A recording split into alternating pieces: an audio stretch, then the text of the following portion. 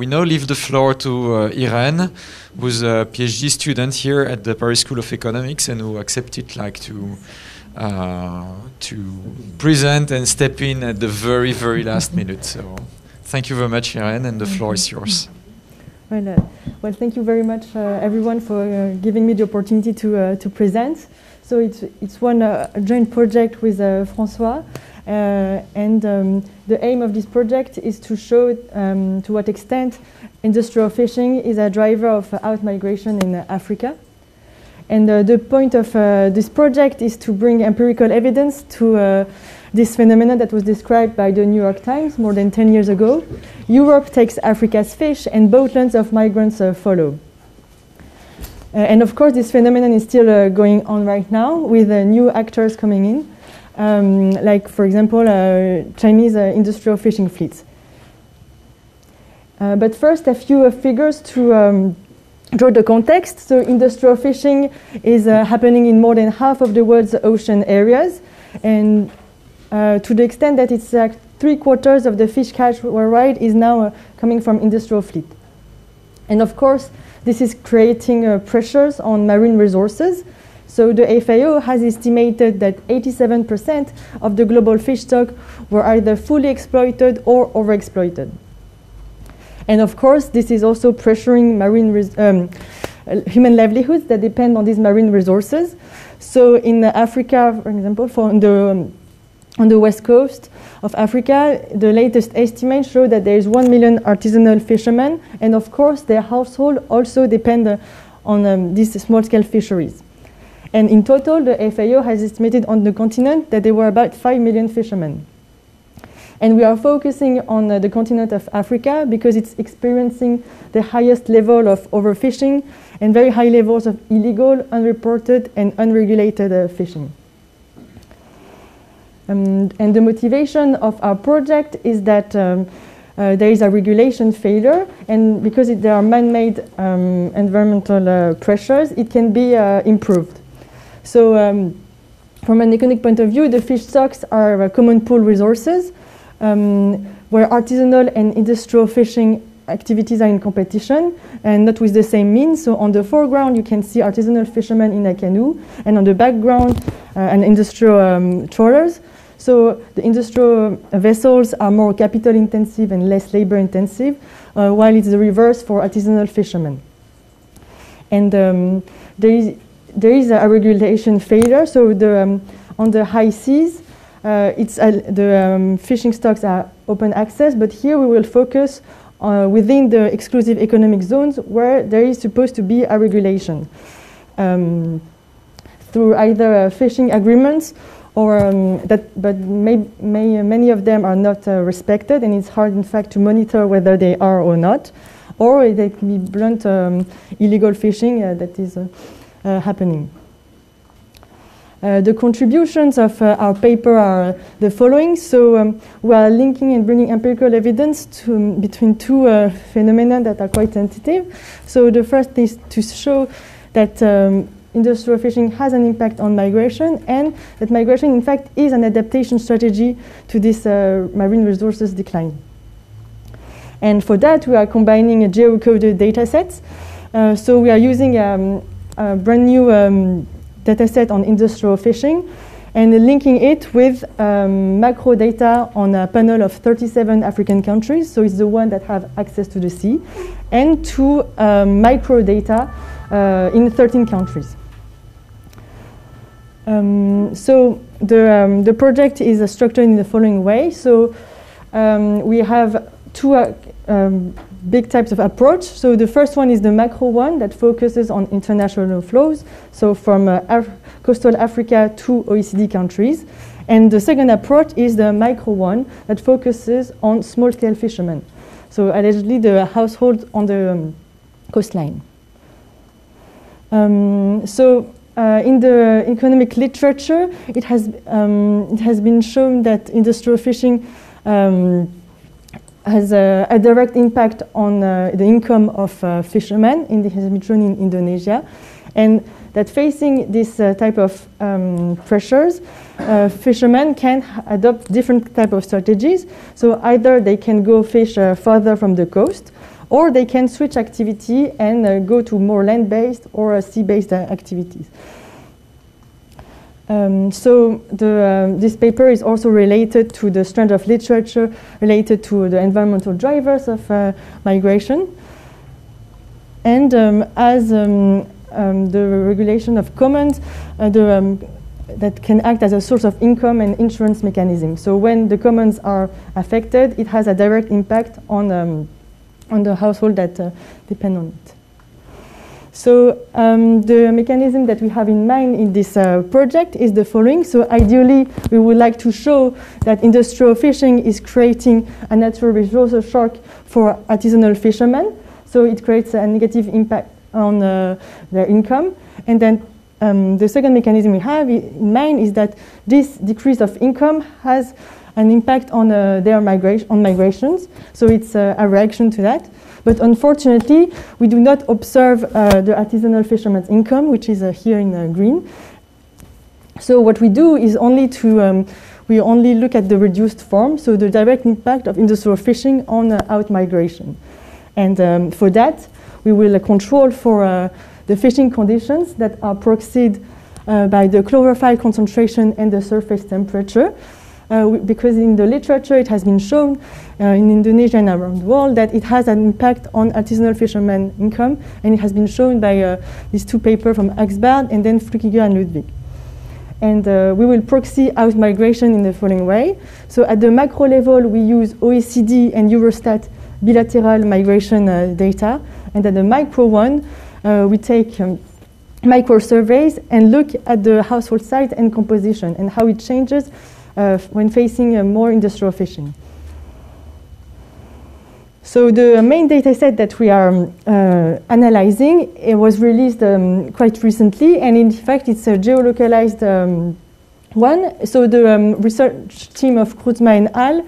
Have analyzed more than 22 billion automatic identification system signals. So it's the signals that are normally compulsory on large vessels in order to avoid collision, so out of security considerations.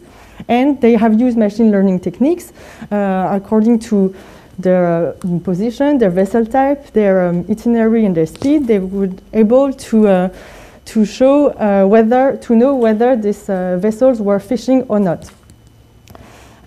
So they released this data at a quite fine level. So it's 1 kilometer at the equator, so it's grid cells, and we have information, in fact, on the number of fishing hours per grid cell. And our study is constrained by their data, so we are using the quite recent data. So our time span is from 2012 to 2018. Here, if you want to have a look on what their platform looks like, so we can track, in fact, a single boat. So here we are on the coast of Dakar in Senegal in March earlier this year, and we can see that each point, in fact, is a point where a boat was monitored as fishing. So you can go on their website and look exactly at the identity of the vessel. And we are linking this data to macro data, and here we're focused on international flows. So we are looking at a panel of all the African countries that have access to the sea from this period of 2012 to 2018. And we aggregate the fishing activity coming from this data set at different distances to the coastline. So the distances we're interested in are the territorial sea, so 12 nautical miles, which represent approximately 22 kilometers.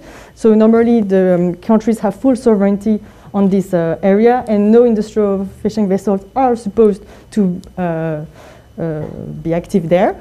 And then we are also interested in a distance of 68 kilometers from the coast, which is the average continental shelf length, where most of the fishing grounds are. And then we're also looking at what is happening within the exclusive economic zones, where normally a boat needs the authorization of the national government just to to go through this area. So here is just a map to show that there is some variation across space and time over our period of interest on the continent. And we are interested in the migration data coming from the OECD. So we are looking at two different types of flows. The first one is foreign population flows, and we have the data from one origin country to one destination country for each year. And they define the foreign population as a temporary or permanent resident status, and for each specific destination, the length is different. And over our sample of interest, we have more than 1,200,000 foreign people coming from coastal Africa to OECD countries. And we are also looking at the flows of asylum applicants. So they are just the ones that apply for asylum, and they are not refugees. And they are provided by the UNHCR. And on a sample, we have nearly 3,700,000 of African asylum seekers. And we control, in fact, for the fishing conditions in the following way. So we control for the chlorophyll concentration, because it's a proxy of phytoplankton, which is at the basis of the ocean food chain. So the more chlorophyll there is, the more phytoplankton, and the more fishes there are. So we are taking this proxy coming from the marine resources biology, and taking the remote sensing products from the European Spatial Agency. And we are also controlling for the sea surface temperature, so because fish live in a certain type of condition, and we take a quite large bracket between 18 and 25 degrees.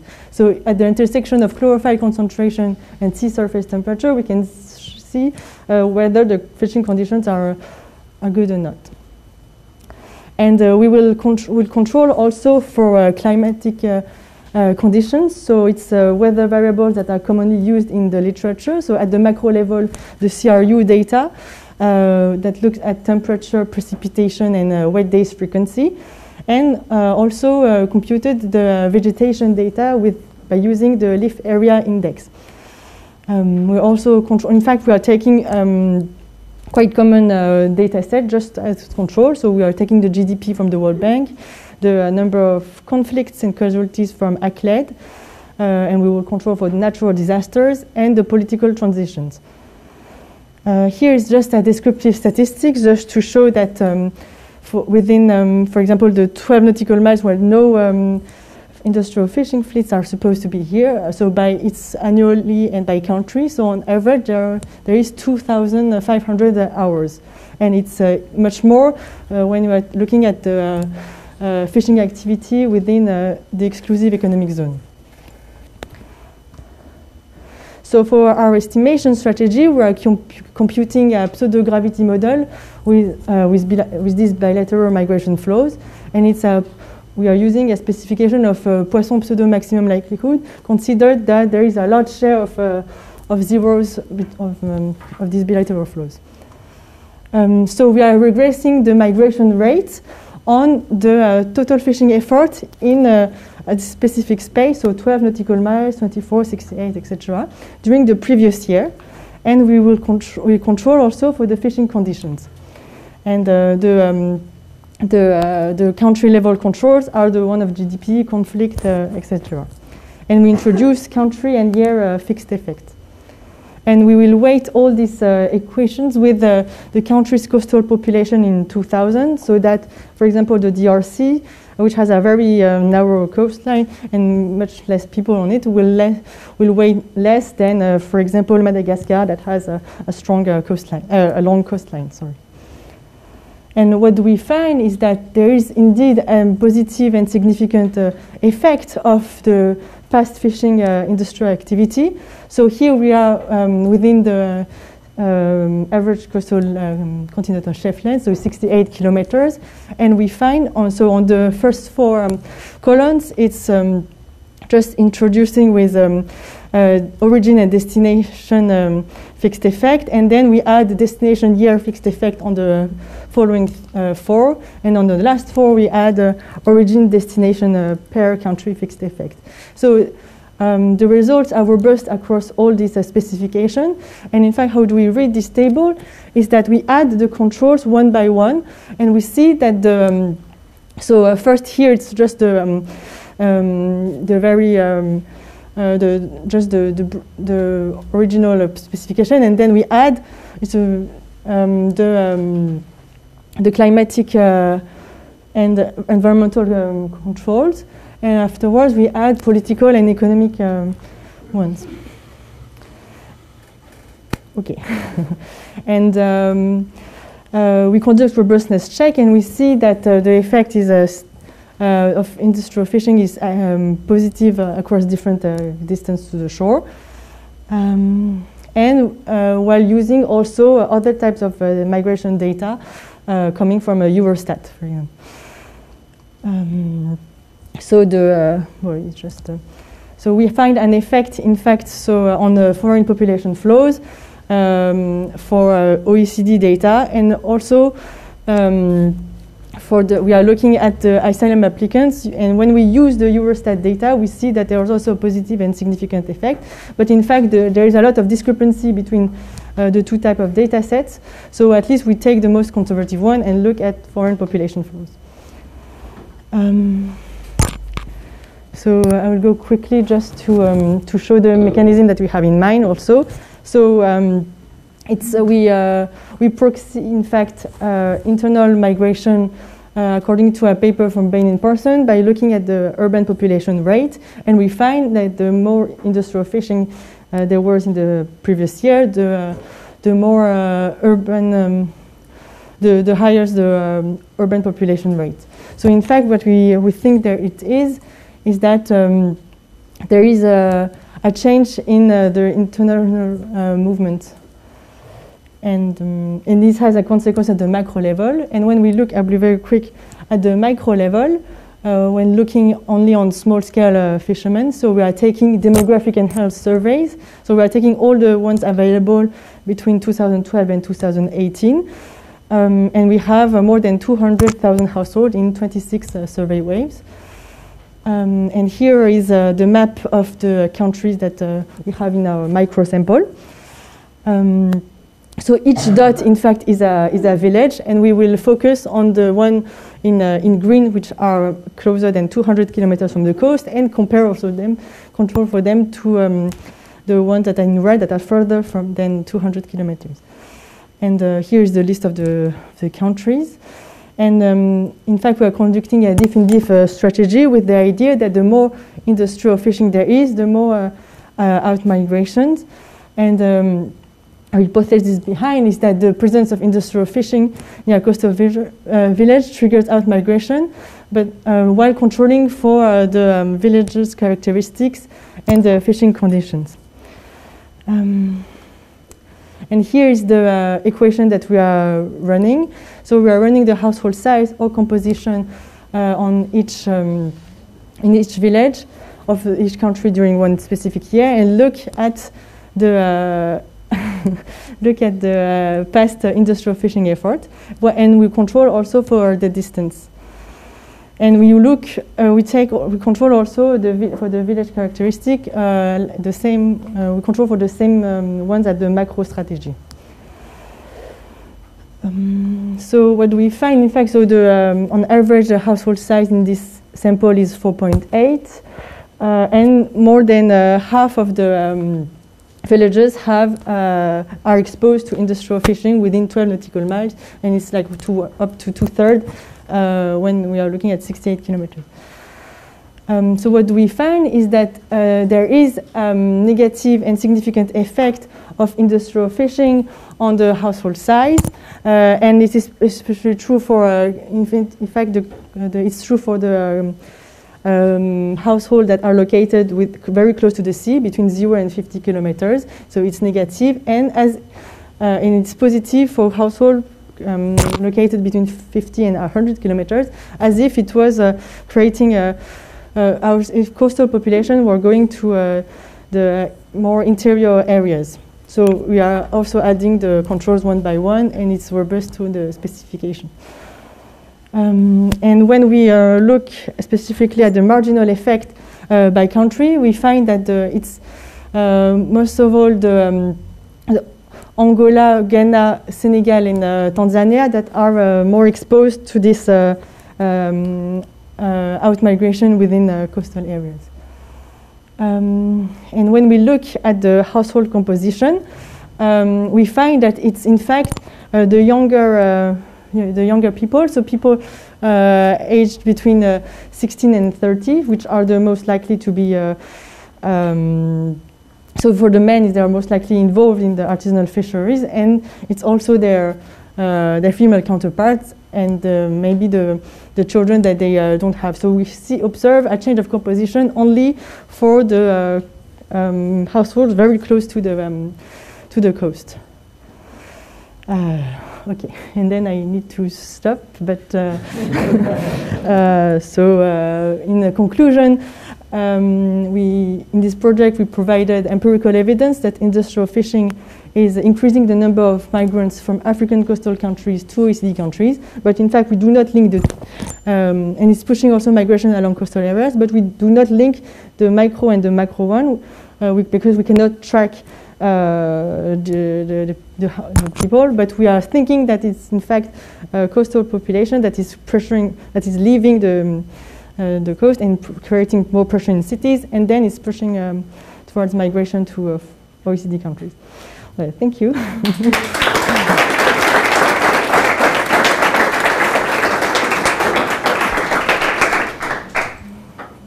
So, thank you, Irène, for your impressive job after such a short notice. We now have the time for questions, so who wants to start with some questions? So I see that Jean-Marc is almost ready to raise a question, but no.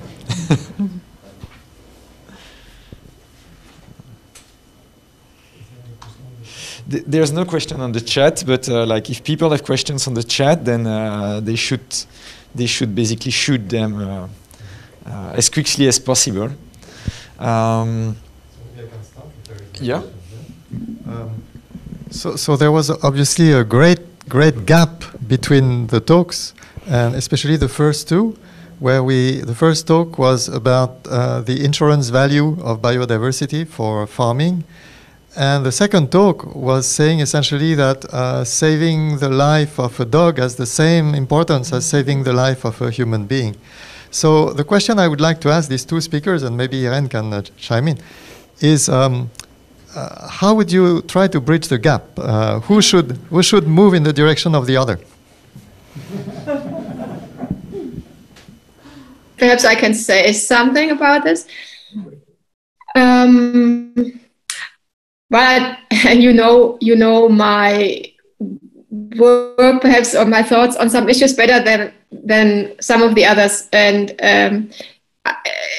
you are talking about a position that I didn't really present explicitly in this talk, about the capacity for welfare of different animals.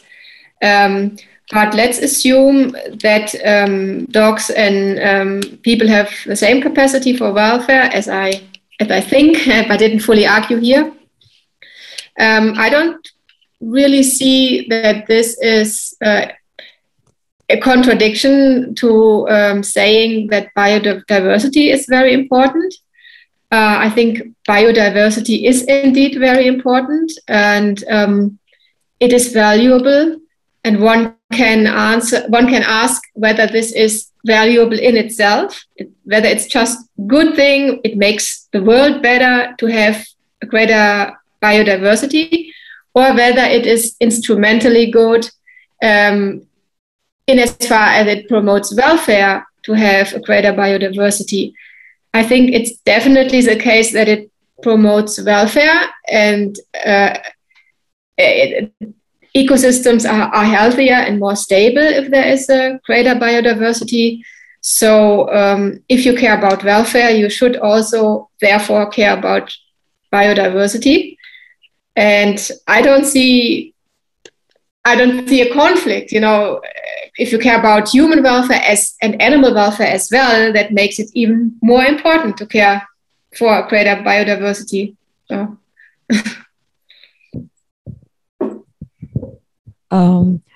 Basically, I agree with what you just said. I think there is no contradiction. I said from the start that I was adopting a very small, narrow angle, but I believe that also biodiversity is a source of welfare, of course, for humans. What I buy a bit less, but I am not a philosopher, is the fact that we can compare human welfare with the welfare of mice and dogs. This I am not very comfortable with that, but it's just personal opinion. I think it's worth a debate, clearly. Thank you. So there is one question in the chat for Tatiana. So I will read the question so that everyone in the room knows what it is about before Tatiana can answer. And so it's a question of Pierre-Antoine Pressigo, who asks, thank you for this very interesting presentation. Things look indeed complicated. I'm confused about what welfare means for a prey. Prey death is likely to be untimely. Would welfare for a prey be the absence of predators, while welfare for predators, the abundance of prey? Trophic interactions are pervasive in nature. To what extent is the idea of welfare tainted by anthropocentrism, view of life and its importance? And if it is, how can we make it compatible to nature functioning? I may add a quick question related to Irène's presentation, because like in Irène's presentation, basically you have like the same prey, like fish, that are cooked in two different ways with different consequences. And so is there a ranking in the way basically fish are cooked? Because in both cases, they are dead or eaten. So up to you, Tatiana. Yes, I think what we ought to do depends a lot on what normative principles we accept. For example, if you think we ought to promote welfare impartially, then you should look for options that benefit yourself while minimizing the harm to others. We humans can do this. I mean, for example, we can adopt a vegetarian or vegan diet, and in this way, hopefully, according to empirical evidence, causing less harm to the welfare of others. And also, in other people may have alternatives to, for instance, killing animals, or they may not have alternatives. If they have alternatives, promoting welfare would require using them. And I think to link to the last talk, I think that we people in Western countries do have alternatives to eating lots of fish. We can definitely be healthy and happy without eating lots of fish or fish at all, while people in poorer countries may not have these alternatives. So if we really were utilitarians, just for example, and we were to maximize the welfare for all concerned individuals, we probably would have more problems with industrial fishing for Western countries than with local fishing for just survive, in order to survive or to eat something. Yeah, and also the question about the predators and so on. It depends on your normative theory, whether you want to maximize welfare. And if you are to maximize welfare, as many ethicists do, they have that problem that they have to, the welfare for predators is different than the welfare for prey. And here, I think it is an empirical question whether you can improve things by intervening in nature. And I doubt that one can. There are some ethicists working on this and even arguing in favor of intervening in nature. My personal opinion on this is that I don't see, there are some things we can do if we can feed animals that that would otherwise die because there's not enough to eat for them, perhaps. And then in some cases, or we could give them medication. In some cases that might help, but on larger scales, intervening in predator-prey relationships, I think wouldn't improve things. But this is an empirical question.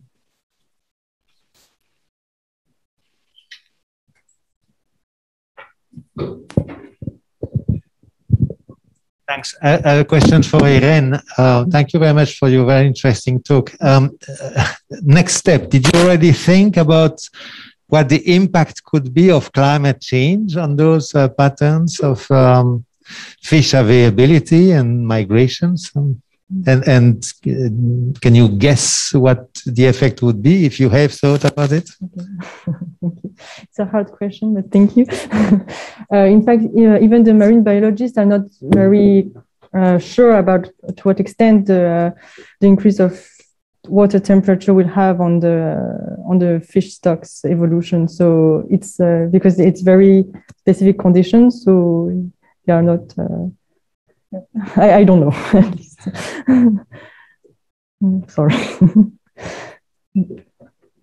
But you might have something to say about climate and migration, which is kind of maybe the other part of the question, if I'm right. So we are more no, but it's quite it has been shown quite extensively in the economic literature, at least, that more like climate change and climate variability is creating much more migration. So it's climate induced, but the point of the project was to show that even though we cannot have a very hard control on climate change, but maybe more on the way we exploit ourselves the natural resources, and this already has we already have a play on that, and it's easier than to mitigate climate change. But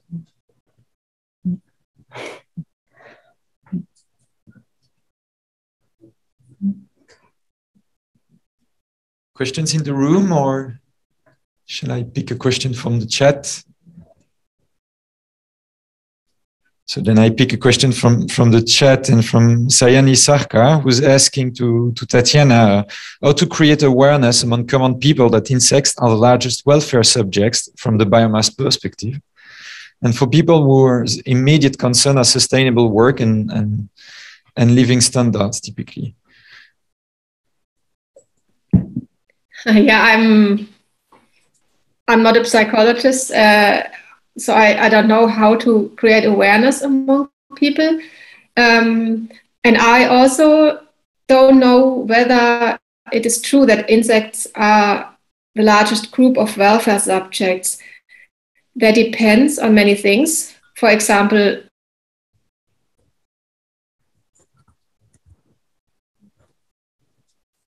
positive states of consciousness. The empirical question would be whether insects are conscious, whether insects can have positive or negative feelings.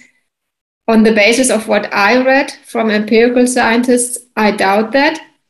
But I have to grant that it is controversial. Some people argue that probably insects are sentient. And then in that case, depending on your theory of welfare, there might be welfare subjects. And if insects were welfare subjects, and if we are all like utilitarians and strive for the impartial promotion of welfare, and if insects really benefit from climate change, then it would follow that climate change is a good thing because it is good for insects. I personally would find that conclusion counterintuitive. So this just shows that we have a philosophical problem, right? So we need to change some of our assumptions or accept this counterintuitive implication. And we cannot just do anything we like. We need to carefully check the arguments and the theories. And I have no final answer. I'm just saying that this is complicated. And I guess Mark Budolfsen this afternoon will also have some things to say about this issue. insects. Thanks. I would have a question for Kathleen Schubert, I think. So it would be about, so you have shown an ecosystem service assessment on a specific case in a specific framework. And my question is the following. We probably have millions of ecosystem assessments. And so do we have to do a million of cost-benefit analysis to have a kind of framework to act? As for climate, I mean, for climate, it's simpler. We have carbon emissions, whereas for biodiversity, we don't have it. So what kind of framework do we need for policy action? And so, yeah, it's maybe a large question, sorry.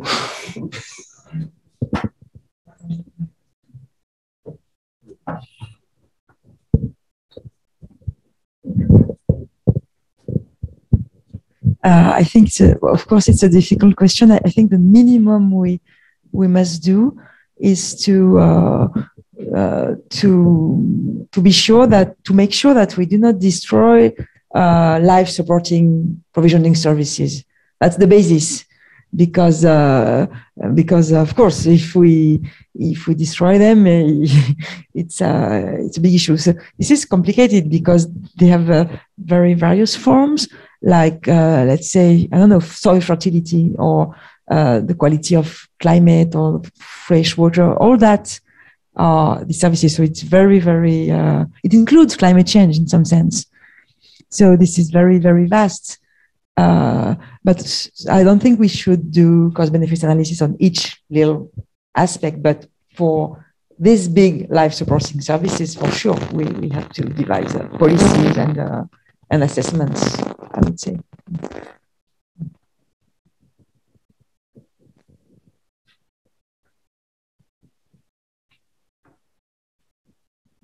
So Kathleen, I might have an additional question for you. So in this model, as you say, like it's agriculture versus forest. You're saying, okay, it can be seen in a broader way. It's not just agriculture.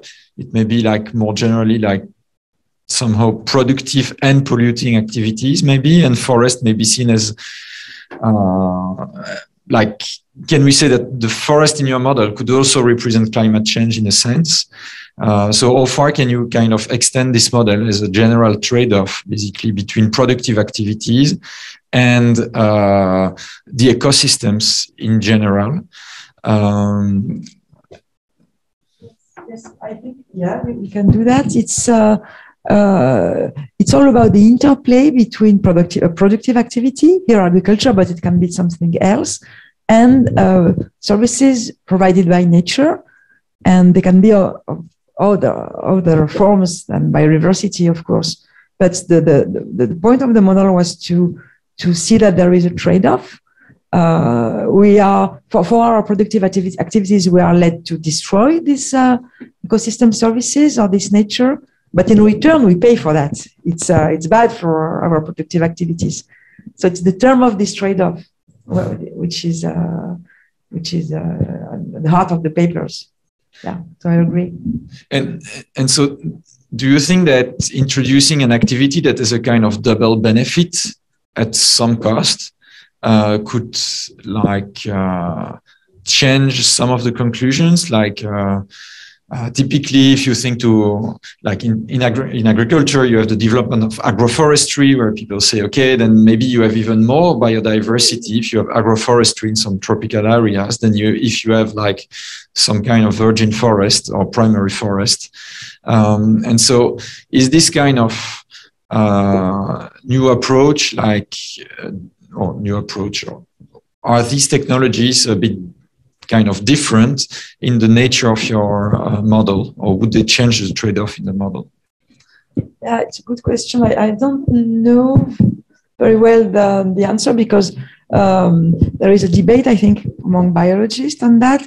Is the good policy to separate things? So we keep virgin forests on the one hand, and then you do agriculture on other plots, or do we mix both? Do we do like agroforestry? It is the debate about land sparing or land sharing. Okay, so there is a big debate in ecology, and I don't think economists have said very meaningful things on that. It's not the same biodiversity exactly that you keep in the two cases. There are pros and cons, but no definite answer.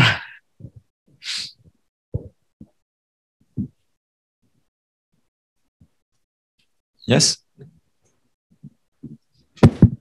We have one question for Tatiana. And it's the question of, if we believe we should be caring about animal welfare, how should we incorporate this in our institutional setting at the moment? And more specifically, I was wondering if you have any thoughts on some of the recent proposals of giving a legal personality to some of the non-human entities. If you believe that could be a potential solution or not. Oh, yes. I think there is this IPCC report that is supposed to explore what the consequences of climate change might be. And one step would be to include the consequences for animal health and welfare. So far, they are completely absent from the reports. There is some talk about biodiversity, but I think individual animals with their welfare are a different topic. Just like for humans, there are costs, potential costs to human welfare, premature death and suffering. And the report could include the same for non-humans, because, I mean, obviously they feel bad if they suffer and they lose potential goods, quality of life, if their lives are shortened.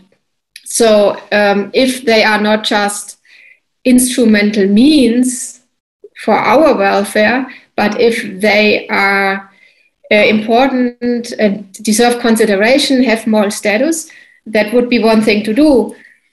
And so it's one step would be to think about how to account for effects on animals, how to explore how things affect animals as well. And the other thing is to think how we could reduce their suffering. And I can imagine that law can have an impact, and there are already laws that are meant to protect non-human animals, and even formulations that say that they have a good of their own and such things. But in practice, these laws are not very strong, and they are also inconsistent. And of course, humans benefit a lot from animal suffering. At least they think they benefit. It is very questionable whether, for instance, animal agriculture on the long run and all things considered really benefits humans, because it has a lot of negative effects as well, which are not necessarily included in economic calculations.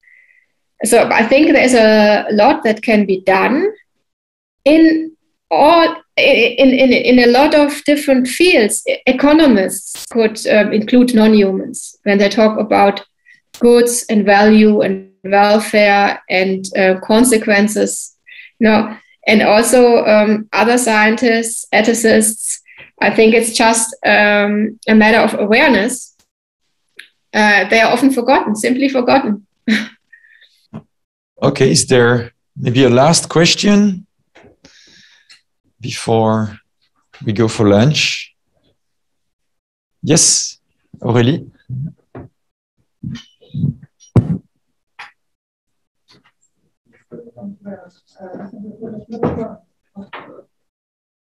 This is a question to Tatiana again, quite related to the previous one. So I think what I'm going to say might be shaky and controversial, but for the sake of discussion, I'm going to say it anyway. If we really want to maximize the welfare of all species, should we really become vegan? Because when you think about it, cattle breeding means that we create a lot of animal lives, And if we assume that these lives are worth living, okay, or maybe we assume that we can fix the way these lives are treated right now in the industry, and that they do not suffer too much when they are killed, then in principle we should breed as many as possible, and these animals wouldn't have lived otherwise. So what's your view on this kind of thinking? Yes, I think it's a good and complicated question. I actually wrote a book about exactly this question, which is called Killing Happy Animals.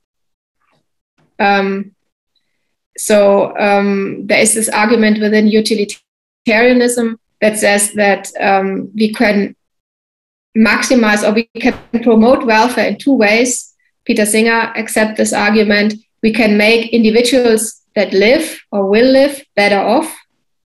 That creates more welfare.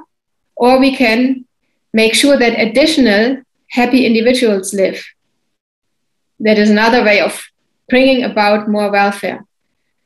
A brief answer is twofold. First, there is a principal discussion within utilitarianism whether we ought to make lives better or whether we also ought to bring about, create good lives.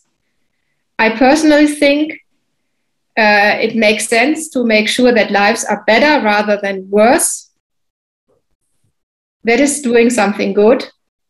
But I think that bringing about additional individuals is morally neutral. So here I disagree with Peter Singer, and my book says a lot more about this issue. The other thing would be a simple empirical answer.